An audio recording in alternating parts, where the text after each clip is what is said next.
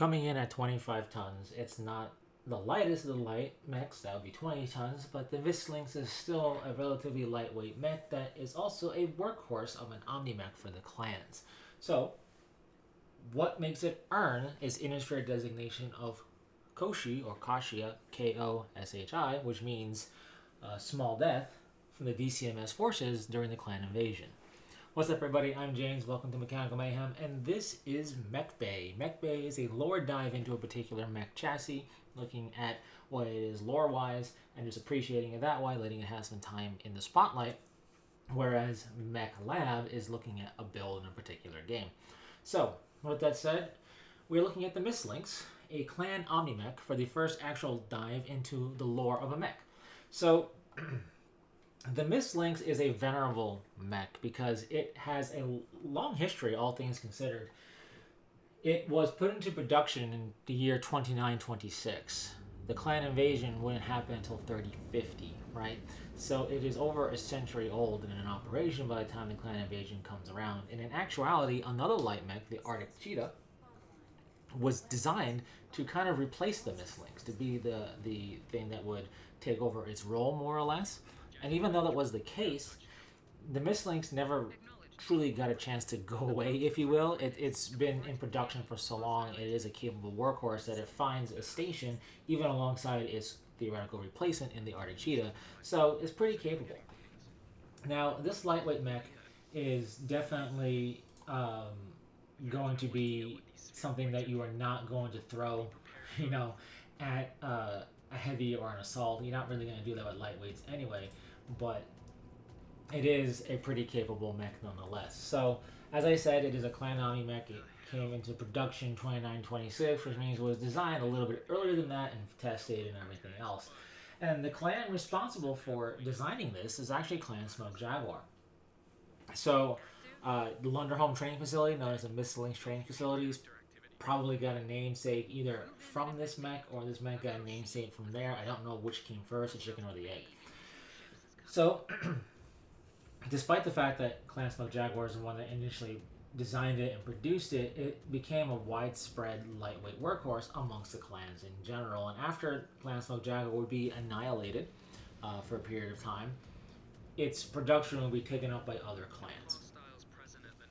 So what's the deal with this lightweight mech? Well, it is a workhorse. It can do a variety of things, and you'll find that in general between the Prime and alternate configuration loadouts that Omnimechs will try to fulfill a variety of roles. It's both a strength and a bit of a drawback because where a standard battle mech would be really dedicated to one particular thing, Omnimechs, thanks to their weapon pods and everything, can do a variety. It doesn't mean they don't excel at anything, but it does mean that depending upon your choice, you will be either limited in firepower or limited in armor or whatever the case might be for your weight class. So, being a workhorse, the Mist Lynx is specifically designed to do a bit of everything. So, in its primary configuration, it does carry purely ammunition-based equipment, which we'll get to in a moment. So, what is it a no? Well, as you'll see in the spec sheet in the video description section, it is 25 tons. It has a top speed of 118 kilometers an hour. This is 73 miles per hour roughly, and this is not a bad speed for something that's stomping its way to victory as a bipedal giant robot, right? It's running highway speed basically here in the States for the most part, your standard highway speed and then some. And that is pretty impressive considering, again, it's doing it via bipedal locomotion. Now, the Mist Lynx is equipped with jump jets. I find that lightweight mechs tend to get jump jets, probably more so overall, in my opinion, than other weight classes, with maybe the medium kind of giving it a run for its money. But in any case, this thing can jump 180 meters, which is roughly 590 feet, which again is no small feat. 25 tons soaring through the air just shy of 600 feet at 180 meters is definitely impressive. And if it has to pursue something or if it has to escape something, it definitely has capability to do so, not just in speed, but also the ability to maybe destroy a portion of a bridge and jump over. That way something can't pursue it, like ground forces can't pursue it as easily unless it also has jump jets. So that's all well and good, but what's this thing bringing to the table? Well, it is bringing to the table a variety of things in its primary configuration. It has an active probe, making it a really worthwhile scout, able to have better sensors basically because of its active probe. And in its primary configuration, it also packs one LRM-10, one Streak SRM-4, and 2 machine guns. So a bit of an Achilles heel here in this configuration is, of course, ammunition, especially considering it's 3 different components, right? The ammunition is not shared amongst any of this. The machine guns have their own ammo. The Streak SRM-4, which is short-range missile 4, which has lock-on capability being Streak, has its own ammo, and long-range missile 10, which fires a volley of 10 at long range, has its own ammo. So, given that this mech is just small, you are going to be limited in that category in terms of this primary configuration. But this primary configuration is a good harasser at any range. It will be able to chew through infantry. It'll be able to take care of vehicles and soften targets up at long range before dipping away and having some firepower to make things shy away a little bit if they get too close. This is going to need strong logistical support because it's ammunition based. So this configuration is going to be more well suited for maybe doing patrol style duties near a fire base or some other type of encampment that can resupply with ammunition.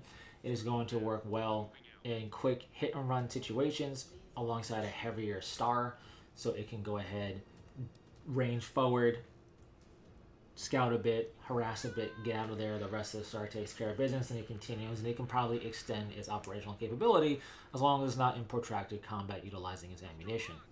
But it is an Omnimech, so it has quite a plethora of alternate configurations because it's been around a while and it continues to stay around, right? It's never been truly mothballed. So, to go over some alternate configurations, I'll go over the alternate configuration B, or Beta.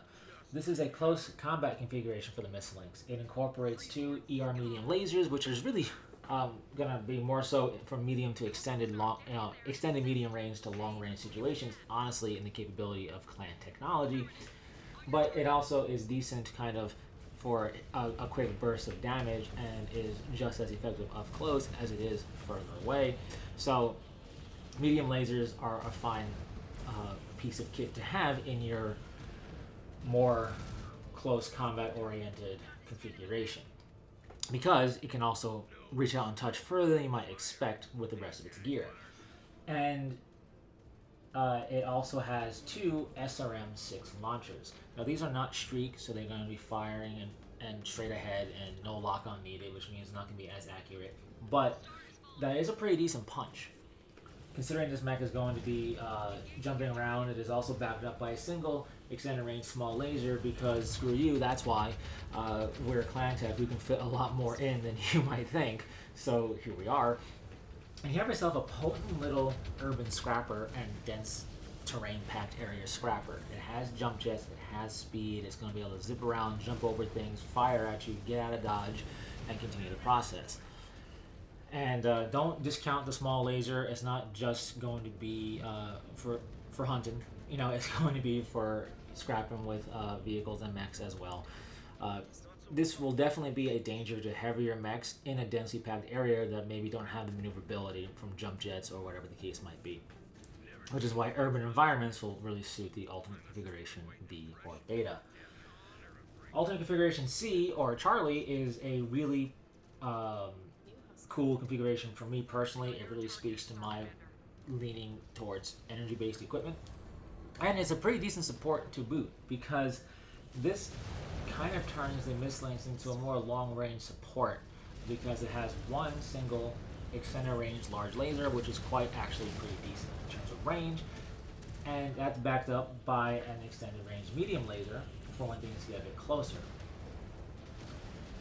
It also sports an anti-missile system and ammunition for it. So yes, it needs ammunition for anti-missile system, but it's a defensive thing, so anything that is able to get a lock or fire missiles your way is going to be impeded because, well, you're going to blow it out of the sky. And it's not just for you, it's for being nearby allies. So this allows the light mech to range forward, initiate contact, back off, survive backing off if a bunch of missiles come its way, and then support the heavier stuff at longer range, maybe get to a decent firing position to flank more easily because it's faster and it has anti-missile systems to help itself out, and of course its star.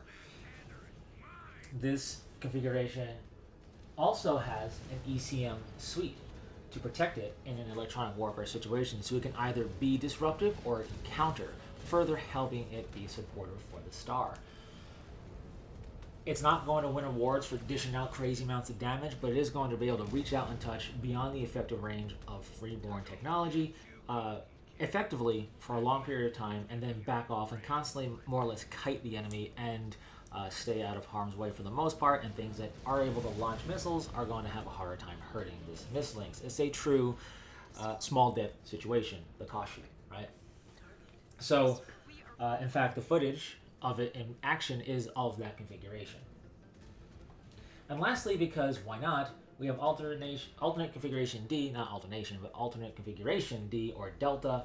This one is more of a longer range direct fire support potential sniper situation as well, although when you're sniping, I have no idea, mechs aren't exactly the smallest targets, but you get my point.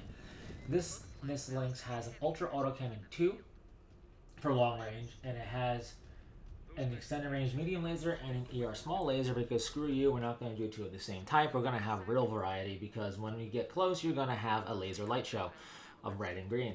So this configuration is going to make use of speed again. You're lighter, you're smaller, you're going to get into a good position to fire and read the position much more easily than even medium mechs, right? But you are smaller, so you are going to be limited by your tonnage for ammunition. But it's only one ammunition type needed, so you can probably pack a bit more in there for yourself. And there are plenty of other alternate configurations for the Mist Lynx. 25 tons, but don't discount it. Light mechs have their place, and this one is meant to be a workhorse light mech, so you're not going to see it have dedication to raw speed or raw countermeasure warfare necessarily, or fire support even as well. It's going to have a blend in a lot of what it does. Even alternate configuration Charlie, my favorite, is going to be still a bit of a workhorse, right? Because it's not purely dedicated to long range, and it's not like the large laser can't fire up close. It definitely can to good effect. In any case, that is the Mist Lynx, the workhorse light mech of the clan Omnimech situation. There are other weapon platform light mechs, other workhorse light mechs, but the Mist Lynx, in my opinion, does it in a way that is a nice blend. Unfortunately, if you are used to light mechs in video games, you know that they really aren't super stout and standing around because, well, they're light mechs. And even in MechWarrior Online, once you get a beat on them, it's pretty much over if you can land some shots. I do feel, if you're going to look at it game-wise and outside the lore, that the miniature game, in my opinion, with my limited knowledge of it, probably represents light mech capability the best, because you can really make use of its speed, its capabilities to get in and out and zip around. However, whatever the case might be, this Mist Lynx is a sharp-looking light mech, in my opinion, with decent speed, not the fastest, but it's got decent speed, has jump capability for good jump distance, and can harass you with multiple different configurations across a variety of territories and battle types. So, that's the Mist Lynx, the little engine that could, if you will, of the clan Omnimech lightweight configuration stuff. What are your thoughts on the Mist Lynx? What do you think about it visually? What are your thoughts on some of the configurations mentioned and ones not mentioned? Do you like this mech? Do you not? Share the reasoning and why. And thanks so much for tuning in to this breakdown in the Mech Bay. Remember, a lore-driven series. So the next one will be an Inner Sphere mech, like I mentioned in the overview. I'm going to go back and forth. So thanks so much for sticking through this. And until next time, take care.